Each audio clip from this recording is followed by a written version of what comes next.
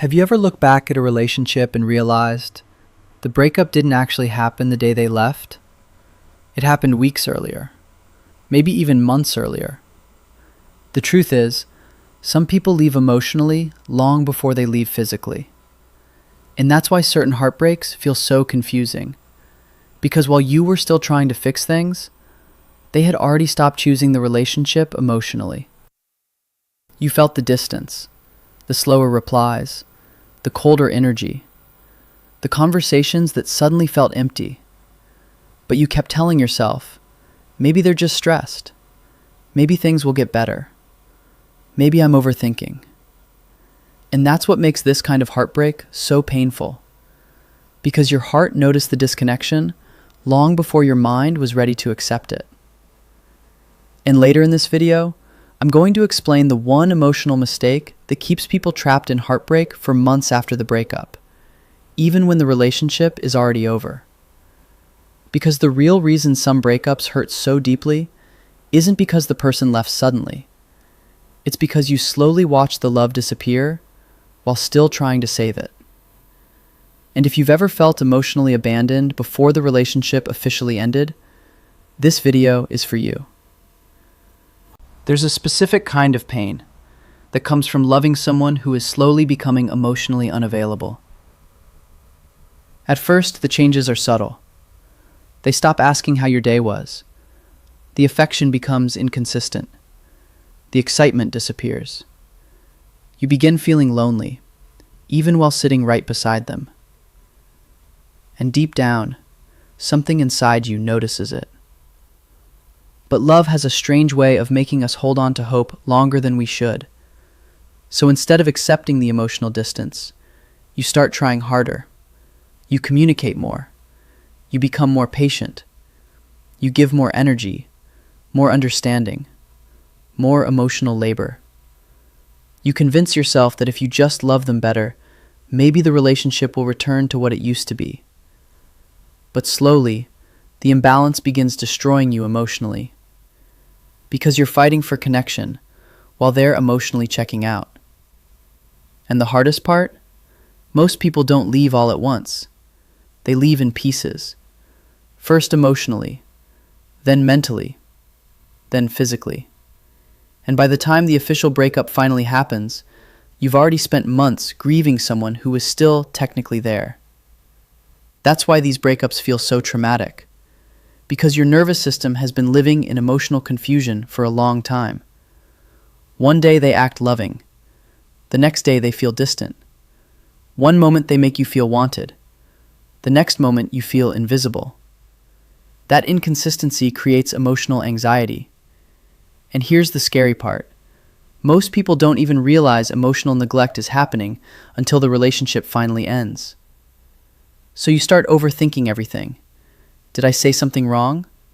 Why are they acting different? Why does love suddenly feel one-sided? And eventually, you begin blaming yourself. You wonder if you weren't attractive enough, good enough, interesting enough, lovable enough. But here's something nobody tells you. Sometimes people emotionally disconnect because of their own internal struggles, emotional immaturity, avoidance, or inability to communicate honestly. And unfortunately, many people stay physically present in relationships long after they've emotionally left. Not because they want to hurt you intentionally, but because emotionally withdrawing is easier than having difficult conversations.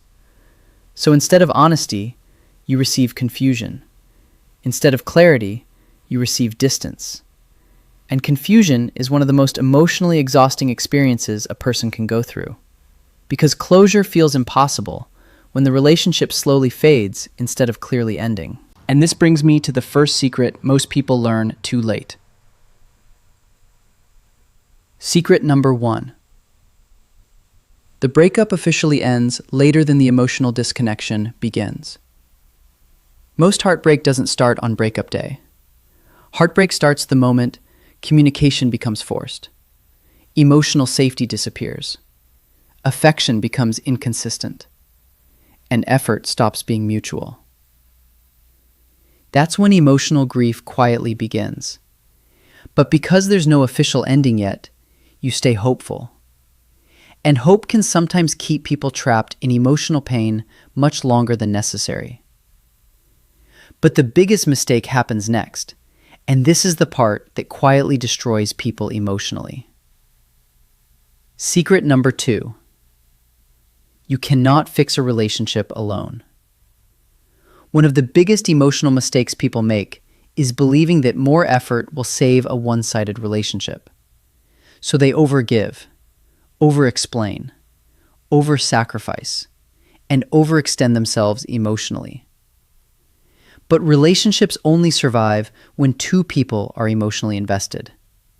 You cannot carry emotional intimacy for two people, and trying to do that will slowly destroy your self-worth.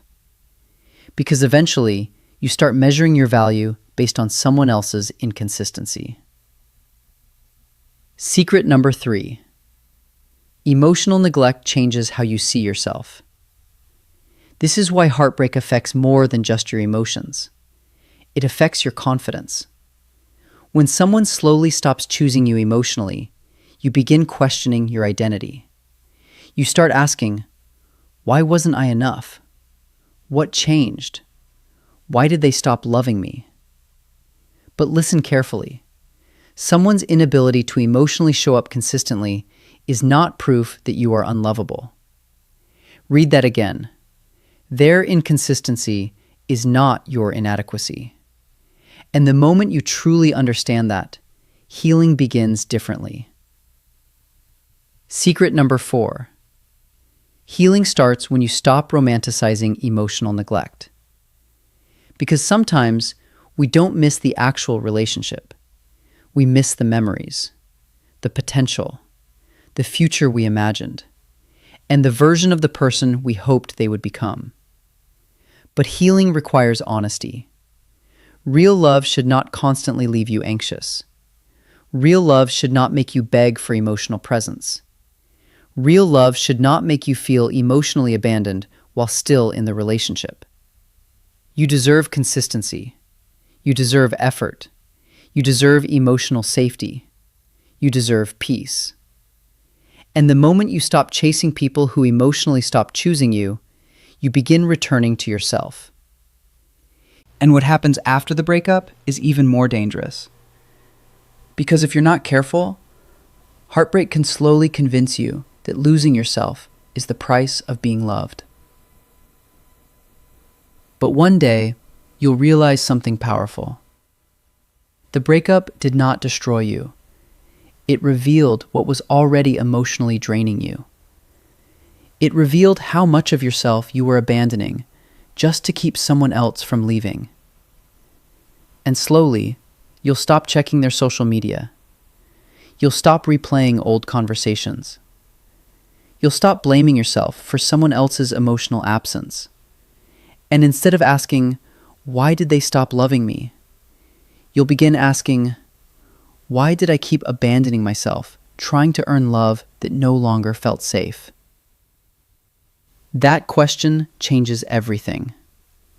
Because healing is not about getting them back. Healing is about getting yourself back, your peace back, your confidence back, your emotional stability back. And no, it won't happen overnight. Some days will still hurt. Some nights will still feel heavy. But little by little, you'll begin breathing easier again. You'll laugh again. You'll feel emotionally safe again. And eventually, you'll stop mourning the relationship. Because you'll finally understand that love should never require you to lose yourself to keep it. If you've been silently carrying the emotional weight of a breakup like this, don't try healing completely alone. I created a free emotional healing checklist designed to help you stop overthinking, rebuild your self-worth, emotionally detach in a healthy way, and start feeling emotionally safe within yourself again.